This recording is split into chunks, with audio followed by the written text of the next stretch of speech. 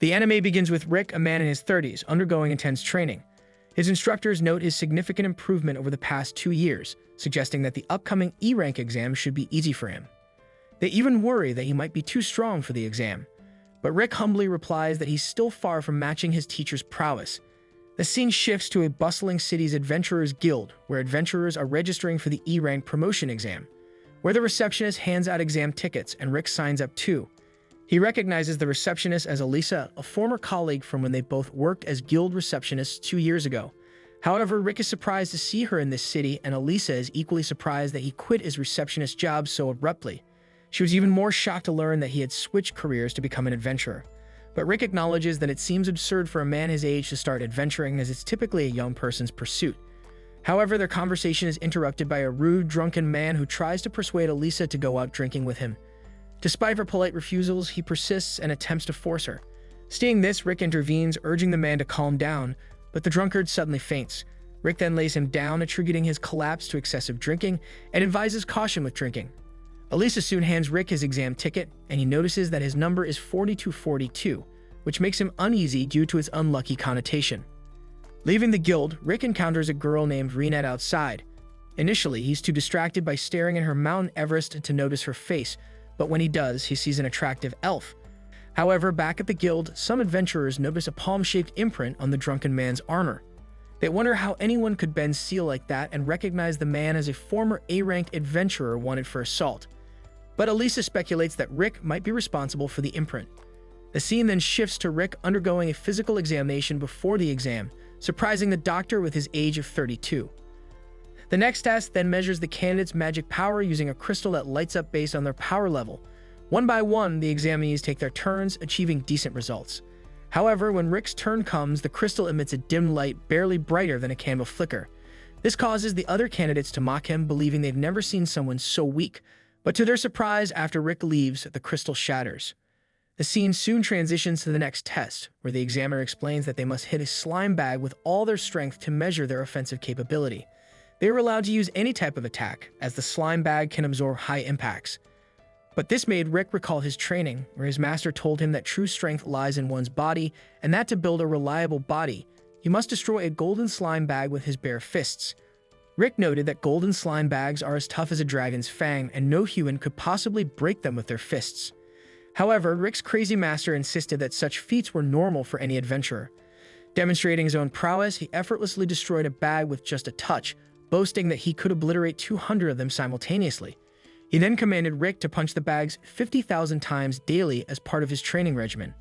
Soon, the examinees then take turns punching the slime bag, with the examiner assessing their abilities based on the impact they make. Next up is Freed, a cocky noble, and the other examinees recognize him as the second son of the Diremut family, regarding him as a genius. He makes a grand display of his magic, but only manages to create a small flame that is smaller than your willy to hit the slime bag. Despite this, he maintains an arrogant demeanor, and the examiner also praises him as a genius. Rick, however, doubts whether the magic used was truly third-class pyro magic, recalling the vastly more powerful fire spells of one of his teachers. However, he considers the possibility that Freed condensed his spell to suit the indoor setting, acknowledging the skill involved.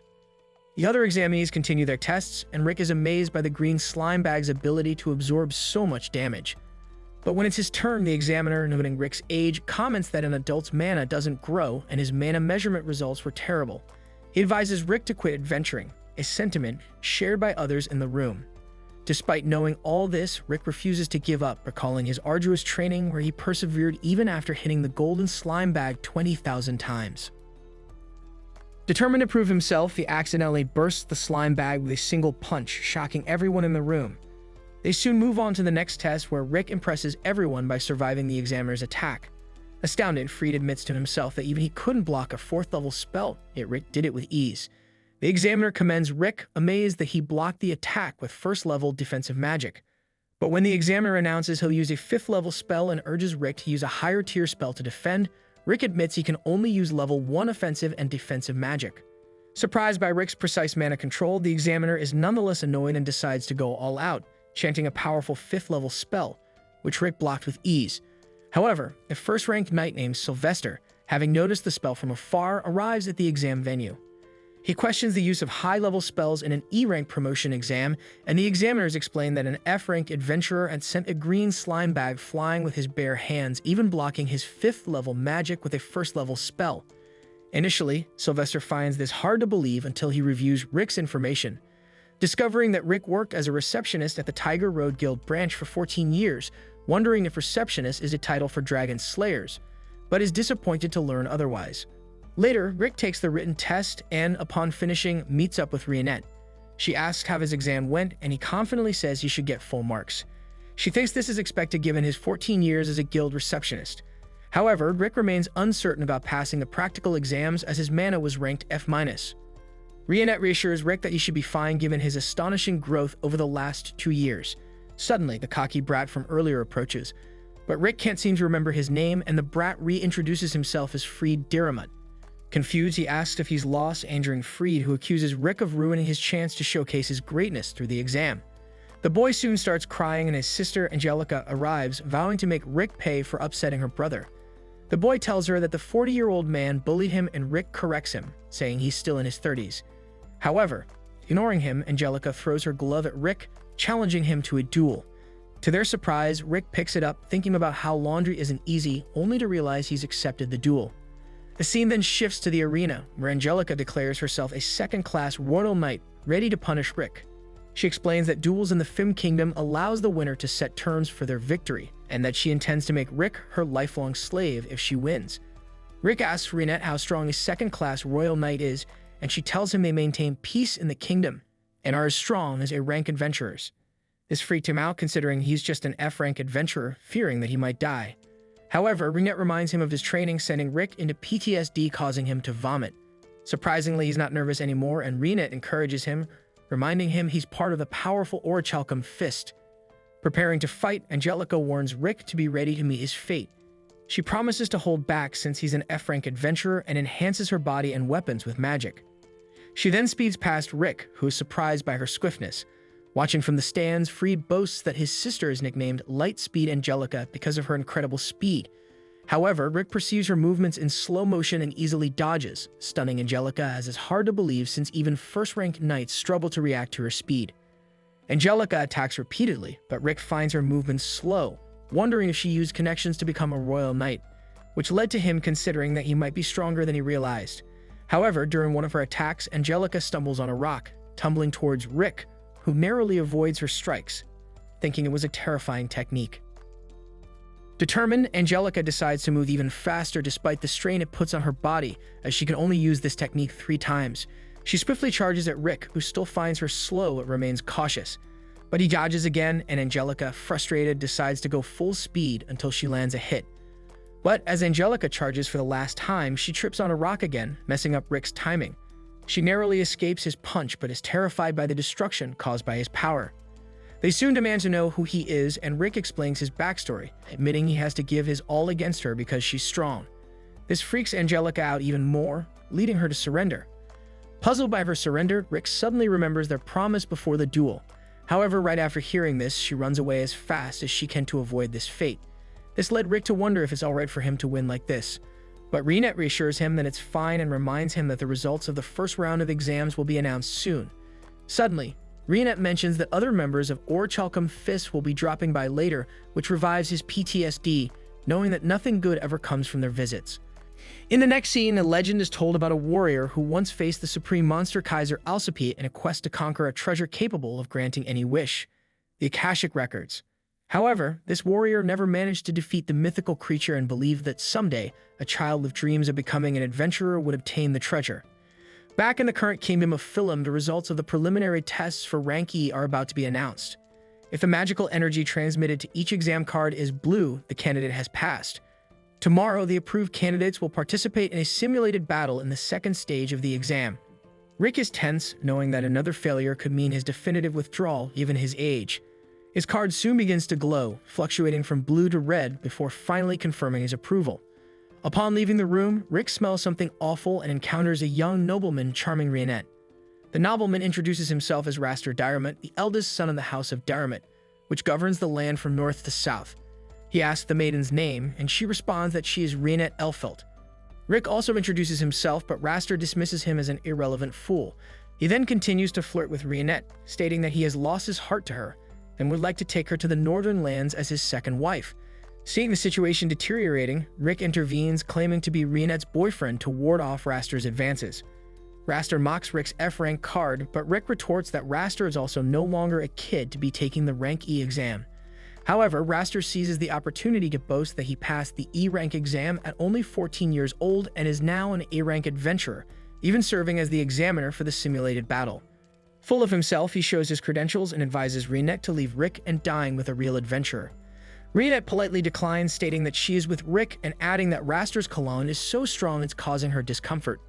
Outraged, Raster calls Rick fifth-rate trash and tells him to prepare for the simulated battle, promising to show the difference between them and knocks some sense into Reinette. After Raster leaves, Rick apologizes to Reinette for claiming she's his girlfriend, but she confesses that the story made her happy and resolved the issue. Meanwhile, back at his palace, Raster drowns his sorrows in drink, cursing Rick's life. Suddenly, his siblings arrive in tears, complaining that a 30-year-old commoner made fun of them during the first test. Infuriated, Raster vows to make the man pay, suspecting it might be Rick. Freed then remembers the man's registration number was unlucky and jokes that the guy was going to die, confirming Raster's suspicion. A few days later, the time for the simulated battle arrives. Before the test, Reinette asks Rick to go easy on people, but he replies that he's not even capable of going hard, unlike the northern playboy, who will probably beat him. Feeling doomed, Rick starts to cry until a man named Lynx Laura introduces himself as Rick's examiner for the battle, responsible for attendees numbers 4200 and above. Realizing that his registration number is 4242, Rick immediately celebrates. However, Lynx praises Rick, saying that his decision to quit his job at 30 to become an adventurer has restored hope for him, as he dreams of one day being like Rick. He then recalled that he started as an adventurer at 24 and only got his career going after 30. Now 40 years old, he sees Rick as an example of determination and intends to fulfill his dream of reaching A rank, despite it taking him almost 20 years to reach B rank. Rick enthusiastically greets the man, and although Lynx emphasizes that he will not show favoritism in the exam, he invites Rick for a drink after the test. Meanwhile, Raster eavesdrops on their conversation from his hiding spot, waiting for the examiner to pass by so he can approach him. With the weight lifted off his shoulders, Rick feels much more relaxed for the battle. However, one of the organizers suddenly enters the concentration room and informs everyone that Lynx Laura, the examiner for candidates 4200 and above, has suddenly fallen ill, and given this situation, Raster Diarmut will take over these candidates. Reinette had already suspected there would be a problem, considering Rick had crossed paths with the 3 Diarmut sons. Suddenly, an adventurer laments Raster being the examiner, known as the Man of 1,000 Skills, a genius who reached A rank at just 17 years old. Worse, he has another nickname, the F-rank Crusher, known for harassing candidates for pure entertainment. Desperate, Rick asks Reinette what to do now. Despite not understanding all the drama, Reinette reassures him that since other people's words can give or take away confidence, Rick is a strong man capable of passing the tests and defeating Raster. Ever since Rick decided to become an adventurer, all he's done is succeed. Hearing these words, Rick feels more motivated to continue his journey. Suddenly, a hooded kid approaches Rick, offering to read his fortune for free, sensing a man fighting his own demons. With nothing better to do, Rick accepts and sits in the chair, falling into a magical trap and vanishing. The kid then reveals himself to be Freed Diarmut. Enraged, Reinette cuts the kid's crystal ball in half, blowing up the wall behind him in the process, and grabs Freed by the collar to find out where Rick has been sent. But when he refuses to cooperate, she cuts half of his eyelashes and warns that next time it will be his eyes. Panicked, Freed admits it's a teleportation spell that reaches 90 meters, meaning Rick isn't far. The scene then reveals that Rick ended up behind the test area, greeted by an elite guard and his cronies.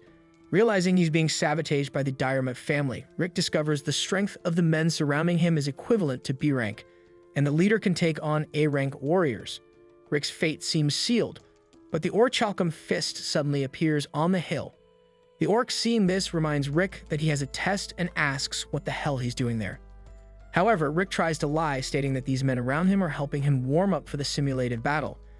The orc then offers to help too, causing Rick to despair and tell the elite guards to run for their lives. The guards, not feeling threatened, attack the orc. One strikes the orc's head with a hammer, which crumbles without causing any damage. Unsatisfied, the man attacks the orc's arm, prompting the orc to break his wrist. To everyone's surprise, the orc heals his attacker's hand and explains the importance of balance and weight compensation for a stronger punch. emphasizing that the body is a completely connected mass that can't be ignored. Hearing these words, the elite guard's leader realizes who these people are. Meanwhile, the orichalcum fist boy pulls out his magical weapon, Juliet, loaded with magic stones and lead bullets. He then attacks 3 enemies in front of him, leaving Rick stunned. However, the guards take the orichalcum girl hostage and order everyone to surrender, threatening to harm her. Rick and the orc warn the man to let her go before something worse happens, and the girl asks her friends what the guy behind her is doing. He then explains to Alice that the man is just trying to play, so she asks what kind of game it is. Losing patience, the guard punches her to keep her quiet, awakening the child's fury. She soon destroys everything around her with 7th nature composite magic. The guard's leader bows his head and explains that this girl, only 10 years old, is the most powerful vampire mage, known as the Demon Child of Devastation, Alice Drackle. As for the other member, who looks like a boy, he's actually a half-elf, half-dwarf, over 50 years old with techniques a millennium ahead of his time. He's the greatest weaponsmith in the world, Mezet Elborf, known as the Millennial Workshop. Lastly, the orc possessing unparalleled physical strength and intelligence, able to use all existing support spells, is called Broston Ashork, the Wise Beast. According to the guard leader, the 3 A-rank adventurers make up the continent's most legendary group, the Orichalcum Fist. For the first time in his life, the old man sees these 3 with his own eyes, drops his weapons, and declares he will retire to live the rest of his life in peace. With that said, Alice annihilates the remaining guards while Rick celebrates his chance to take the test. Back with Reinette, the adventurer surprises Freed, who thought the old man was as good as dead. The elf gets rid of him ruthlessly. Then Lynx appears, injured, and reports that Raster did this to him. As if that weren't enough, before giving the examiner a beating, the hare asked what his dream was. Coming from humble beginnings, Lynx's dream is to open a school for kids who want to be adventurers but have no opportunities. Hearing this, Raster locked Lynx up and scorned his attempt to educate society's scum, saying a third-rate teacher will produce students just as rotten. Lynx was furious at this insult but couldn't respond to the noble. Thinking about this, the examiner asks Rick to give up the exam, not knowing what he's getting into. But Rick has no intention of giving up. Returning to the arena, Raster sees one of his guards fall unconscious and deduces that Rick is on his way. The noble would love to crush that man's dreams without even allowing him to try. But since he'll have the displeasure of a direct clash, he wonders if he can make F-rank suffer in another way, making hell seem like a playground for Rick. While Raster tormented the poor trainees in the yard, one of the men on the benches above watched and laughed at the scene. This man had a unique ability to observe someone's stats and determine their abilities. There are 4 major abilities in this world: physical strength, magical strength, speed, and dexterity. Enjoying the show, he checked each participant facing Raster, predicting how badly they would be defeated. Another trainee with average stats faced Raster and was immediately decimated by Raster's lightning magic, causing Adolphe to laugh hysterically. Out of curiosity, Adolphe checked Raster's stats, confirming that Raster had an incredible amount of magic befitting an ranker. However, looking at Raster's stats for too long made Adolphe's eyes hurt due to their intensity. He then noticed that another person was ready to face Raster and dismissed him as insignificant due to his age. However, Adolphe decided to check Rick's stats and was shocked to find that Rick had max stats in all categories except magic. The sight of his stats caused intense pain in Adolphe's eyes, making him roll on the floor in pain. Meanwhile, Reinette found Alicia, who had come to watch Rick's final exam, and invited her to sit with the rest of her party. Alicia was initially scared to see an orc and a demon vampire, but was quickly reassured by Reinette. The orc then asked Reinette about Rick's chances, and without hesitation, she replied that Rick would easily pass the exam. Upon hearing this, Alicia was doubtful, pointing out Raster's superior magic and how he overwhelmed the weak trainees. Initially, the orc looked concerned but relaxed upon learning Raster was an A-ranking adventurer, confident that Rick could handle it. On the battlefield, Raster commended Rick for getting past his guards but warned him not to think too highly of himself, as the guards were commoners while he was an A-ranking prodigy. Rick then asked why Raster became an adventurer, to which the cocky brat replied that he was a genius who wanted to add an A-ranking adventurer title to his resume to bring more prestige to his noble family. However, Raster admitted he didn't respect adventurers and saw them as peasants.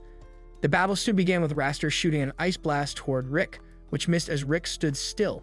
He continues to laugh, wanting to toy with Rick to scare him. Meanwhile, Rick tried to remain calm, remembering Reinette's advice to observe his opponent. Believing Rick was too scared to act, Raster decided to finish the battle quickly. He used his extremely strong flame magic, blasting Rick with it, but to everyone's surprise, Rick emerged unscathed.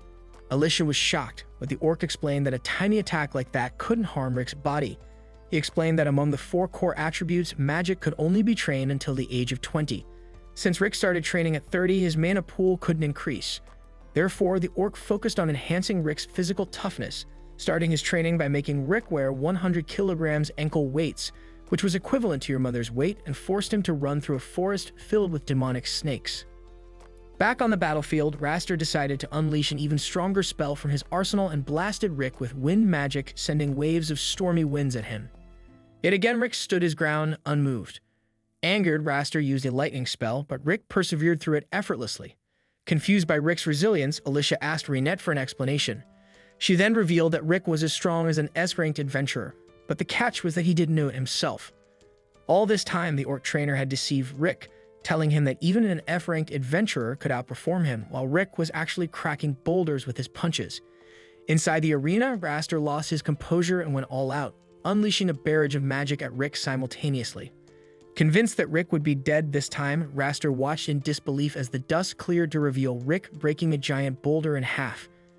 Shocked by Rick's sturdiness, Raster decided to take matters into his own hands.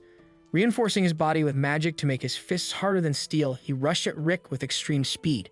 However, Rick remained unfazed, throwing a lazy punch that connected with Raster's, sending him flying. But Raster soon regained his balance and landed on his feet, bewildered at how Rick resisted his attacks.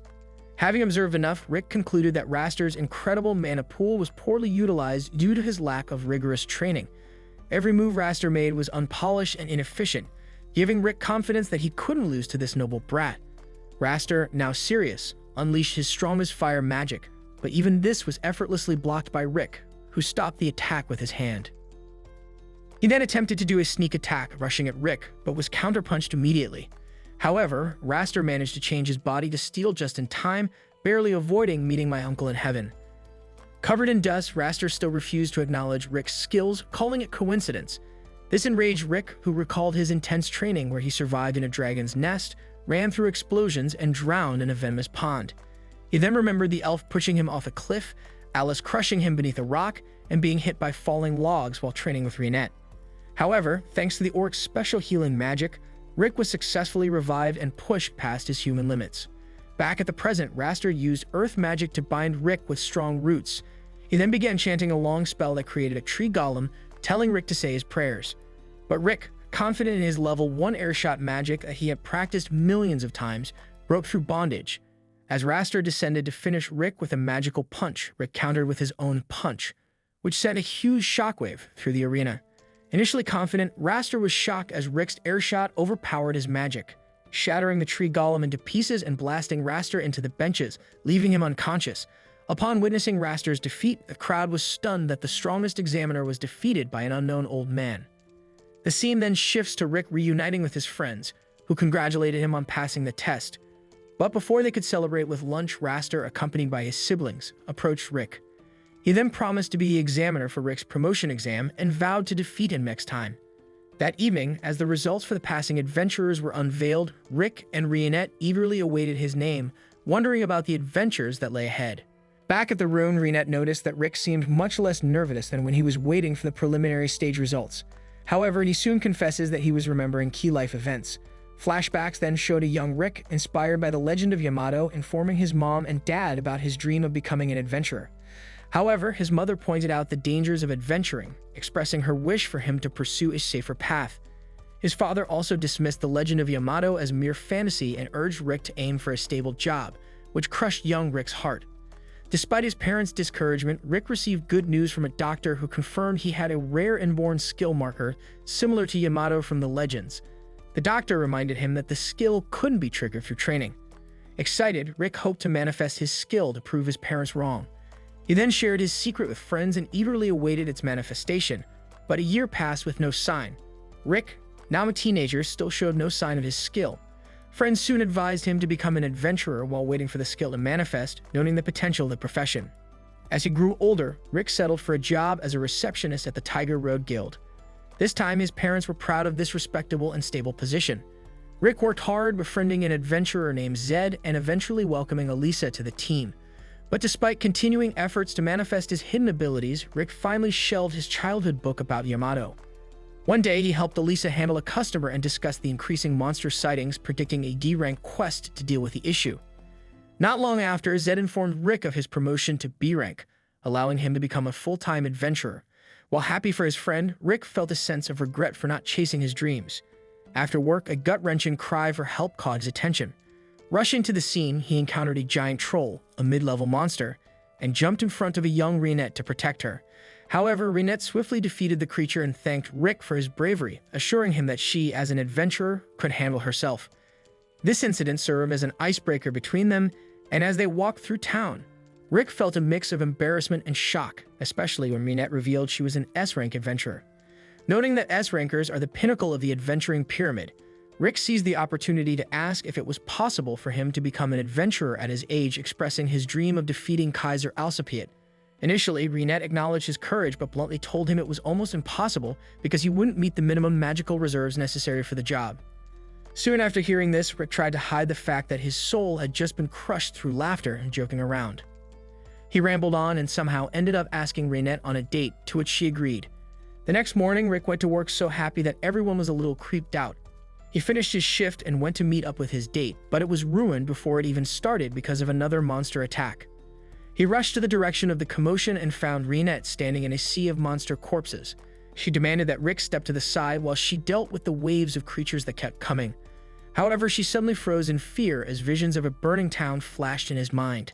Luckily, Zed and the others came in clutch to defeat the remaining monsters. Reinette soon warned him that the area was dangerous because there was a dragon close by, explaining that her body had a traumatic reaction, causing her to lose control of her magic every time she felt a dragon's energy. However, Rick doubted a dragon would appear in such a residential area, but he shut up when the creature flew over them. This caused one of the adventurers to panic and fired a spell at it, only aggravating the monster even more, causing it to let out a roar that blew them all down. Zed soon gave the order for everyone to run since they couldn't fight such a monster, but they were unable to escape because the dragon put up a barrier. However, everyone was surprised to see Rick turning to face the high-ranked creature, but Rick told everyone that if he was going to lose his life, he might as well stand up to it in hopes of meeting his demise as an adventurer. Deep inside, Rick was terrified because the sinister presence of the dragon was overwhelming him. But facing such a foe got his blood boiling because he always wanted to live this lifestyle. He then picked up a rock and threw it at the creature, but it didn't do anything to the big green frog. However, Zed was inspired by Rick's resilience. He then turned to the other adventurers, asking if they were going to let Receptionist lead the charge. They soon dashed in and attacked, but it did little to no damage, as this was one of those moments where effort didn't count. The dragon then shot its fire breath, but Zed protected everyone with his iron body spell. Rick suddenly busted out of the rubble and stepped forward, determined to make his dream come true. But the dragon just stomped on him, shocking everyone. However, Reinette noticed something. The scene then shows a voice informing Rick that he had acquired a skill. Turns out, Rick's powers finally activated at the most clutch moment. He then pushed the dragon's claws up as he stood strong before punching it away. While everyone is in disbelief, Reinette noted that he was overflowing with so much magic power that it had become visible.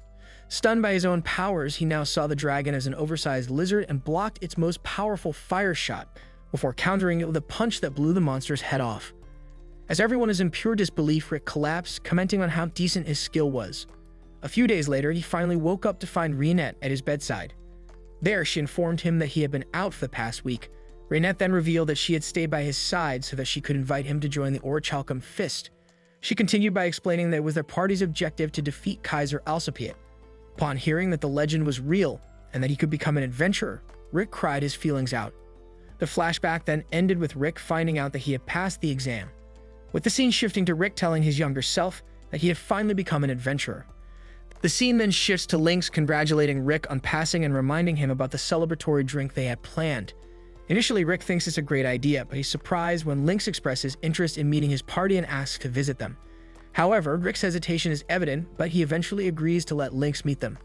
Later, as Lynx heads out to visit, he finds it odd that Rick told him to bring his most powerful gear.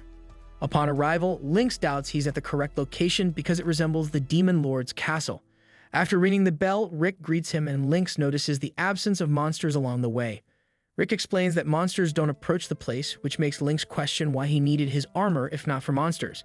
But he explains that the armor is to prevent him from ending up in a casket. Lynx is then introduced to the girls of the group. Upon seeing her, he hopes his daughter will grow up happy like Alice, but is shocked when Alice casts a level 6 spell just by saying "boom." Rick quickly saves Lynx from being obliterated and scolds Alice for using magic inside. However, Lynx is stunned to learn that Alice only wanted to play, and Reinette mentions that she'll deduct the repair costs from Alice's food budget. Instantly, she pleads for forgiveness, so Rick decides to spend some time with her to help her calm down. Lynx then relaxes and admires the size of the place. He soon meets Mizet outside, who explains that creating crazy weapons is a hobby. Lynx then tries Mizet's latest weapon, and Mizet instructs him to infuse it with magic while pulling the trigger. However, the recoil sends Lynx flying backwards, and the shot causes significant damage. The recoil is too much, so Mizet decides to make some adjustments. Amazed, Lynx realizes that if the weapon were mass-produced, it would change warfare forever. Lynx begins to see how extraordinary this place is and also meets Broston, surrounded by books. There he wonders if this intellectual orc is part of the party, but Broston says he's read most of the books in his library. He then mentioned that he hasn't had much time to read lately because he's been training Rick.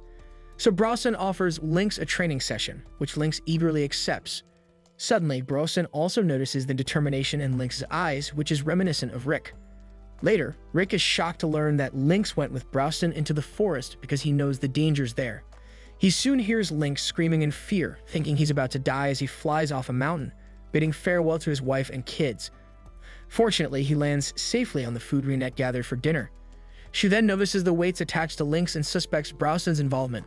Lynx confirms it, explaining that Broston instructed him to run down a slope so steep it was nearly a cliff. However, Lynx is certain he wouldn't be alive without Reinette's intervention, and she explains that Broston challenged Rick the most during his training. This revelation scared him so much that he pretended not to hear it, and Broston arrived to continue the training. Afterwards, Lynx is relieved to have survived and tells Rick that Broston was supposed to give him light training. But Rick warns Lynx not to trust any of them when they mention easy training. Broston then points out that he can revive people if the training proves fatal. As the guys wait for dinner, Lynx wonders about Rick's closeness to Reinette. So Rick clarifies that their relationship isn't romantic, partly because of his age. However, Lynx surprises him by revealing that he and his wife have a 20-year age difference. So he encourages Rick once again, saying that what matters most is how they feel about each other. That night, everyone enjoys the feast Reinette prepared and compliments her, and when Reinette goes to get some wine, Lynx suggests to Rick that this is the perfect opportunity to assist her and grow closer. He then hurries to assist Reinette while Lynx inquires about Rick's innate skill. There, Broston explains that Rick's skill is one that activates under specific conditions, meaning Rick can't trigger it at will. However, thanks to his training, Rick is now at an S-rank level even without relying on his skill or weapons. Rick's skill, called Reckless Soul, would make him surpass everyone, even other members of Orichalcum Fist, if activated. Broston then asks Lynx about the magic stones known as the Six Jewels linked to the legends of Yamato. Rick reveals that their goal is to defeat Kaiser Alcipiat, and the Six Jewels are magic stones that open the gateway to where Kaiser Alcipiat sleeps, activating every 200 years and currently emitting vast amounts of magic as they reach this part of their cycle. Lynx, who always questioned the stories, feels more confident hearing them discuss it, but admits he has no current information on the stones. He then promises to check the confidential department for more details. Just then, Rick asks Lynx for further advice, mentioning that he tried to assist Reinette as Lynx suggested, but she is proficient at everything and didn't need much help. The next day, a new adventurer wonders why she has to clean the guild when she could be defeating monsters. She notices Broston attempting to take on a particular job but being denied. But Broston is puzzled because the job's danger level is only 82, which they can handle easily. However, the young adventurer, Ree, finds the group peculiar and is surprised by the guild master's respectful demeanor toward them.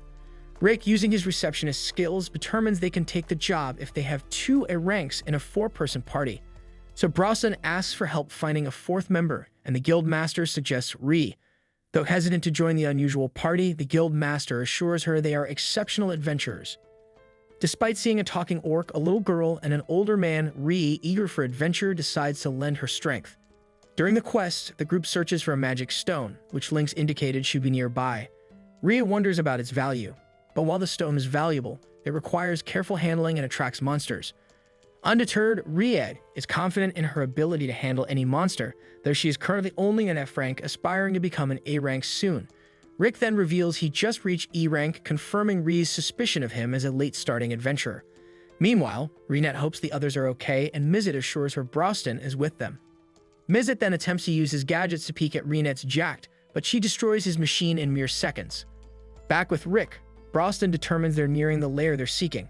Rhea is terrified upon seeing a wyvern and shocked that they're approaching a wyvern lair and warns Broston not to approach the beast without a plan, but Broston remains unfazed, sending the wyvern flying across the forest.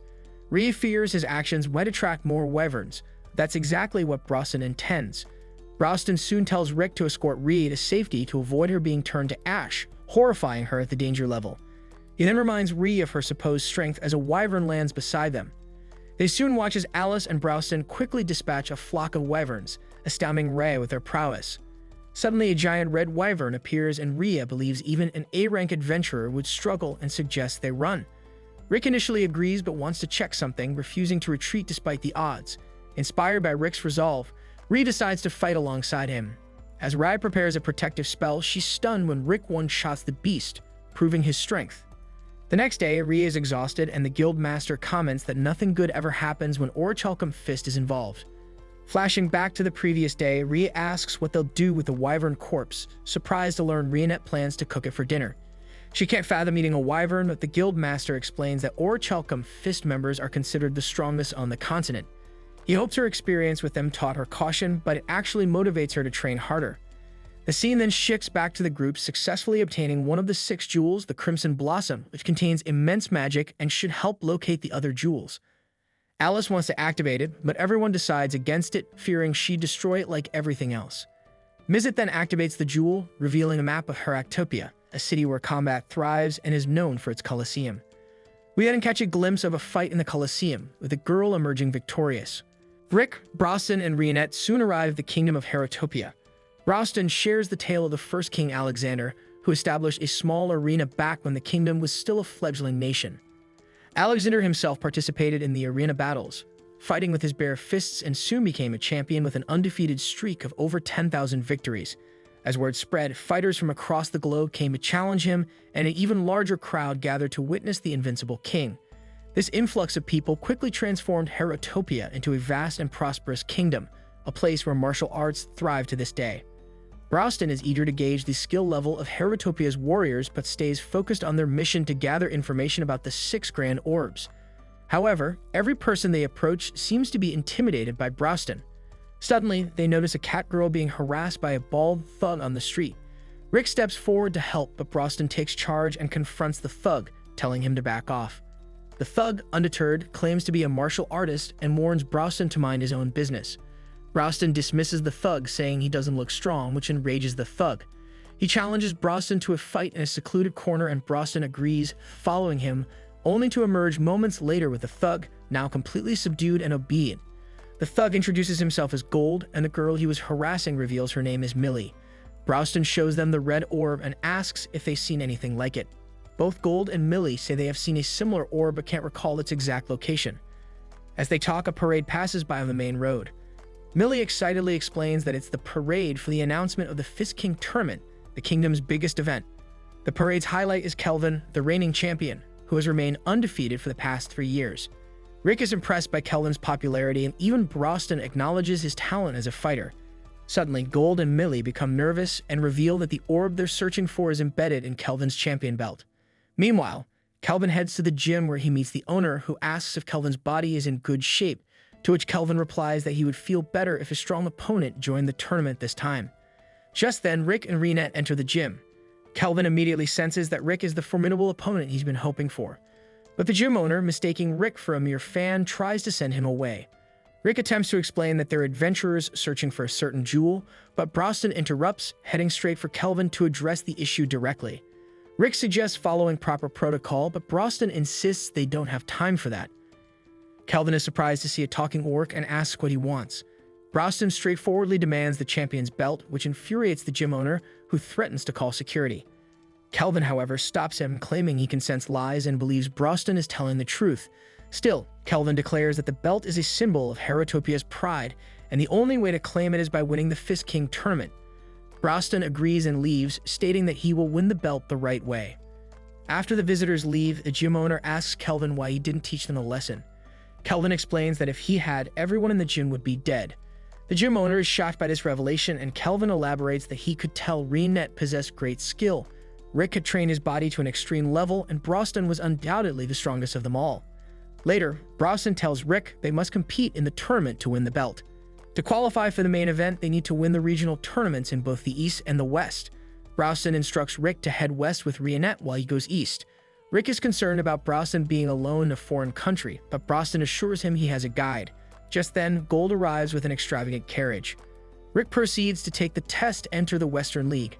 Their examiner explains that his opponent will be selected at random and that you will be judged on skill, not the outcome of the fight. Rick is startled when he recognizes his opponent's voice before even turning around. Turns out it's Angelica, the knight he fought during the adventurer exam. Angelica, full of confidence, is taken aback when she sees Rick, but both of them are surprised to encounter each other in the arena. As the fight begins, Angelica, determined to win quickly, gets into her stance. However, before she can even make a move, something trips her, causing her to fall. Frustrated, she assumes she stumbled due to excitement, but when she tries again, the same thing happens. She becomes angry, thinking Rick is underestimating her, but then realizes that his technique is so fast she can't even see it. Desperately, she tries to keep her distance, but Rick continues to trip her, repeatedly knocking her down. Seeing that Angelica doesn't lose her will to fight, Rick praises her, acknowledging that she's a worthy opponent for him to go all out against. However, before he can make a move, Angelica surrenders. With that, Rick is granted permission to enter the Western qualifiers. As he and Reinette are leaving later that evening, Angelica confronts him in tears, asking how long he plans to keep humiliating her. Taken aback by her outburst, Rick decides to cheer her up by treating her to dinner. They head to an inn run by the cat girl Millie's parents. There, Millie serves them, but she keeps glancing around, clearly looking for Browston, who is left for the Eastern qualifiers. During dinner, Angelica asks Rick why he's there, and he replies that he intends to win the Fist King tournament.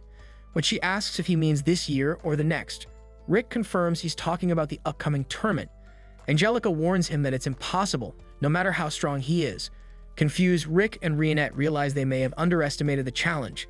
So Angelica explains that a fighter must win 40 matches to qualify, which usually takes around 6 months. The next day, Rick heads to the qualifiers, where the receptionist cautions him about his opponent, who allegedly uses weapons despite them being banned. The staff couldn't find any on him, but Rick remains wary. As the fight begins, the opponent, a notorious crook who delights in crushing newcomers, pulls out a magic gem called the Impact Stone, which amplifies the force of his punches. He throws his coat at Rick's face to blind him, then lands a punch with the Impact Stone. However, Rick emerges unscathed, while the crook's hand is injured. The Impact Stone falls, and Rick advises the crook to train his body more if he plans to use such a tool. Rick then knocks out his opponent with a shockwave from a deliberately missed punch, winning his first fight and preparing for the remaining 39. This then marks the end of today's anime recap. If you enjoyed the video and want more of it, please support the channel by leaving a like and subscribe. Let's help us reach our current goal of 20,000 subscribers.